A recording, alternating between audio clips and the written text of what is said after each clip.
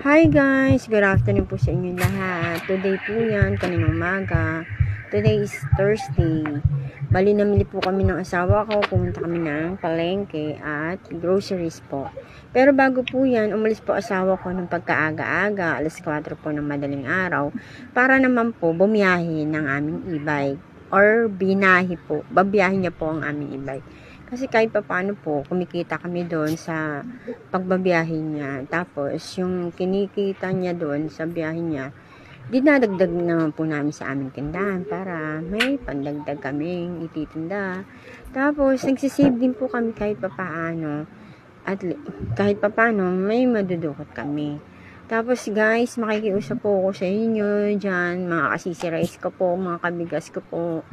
Please follow me on my TikTok account, Wilma Dimo or Imaw.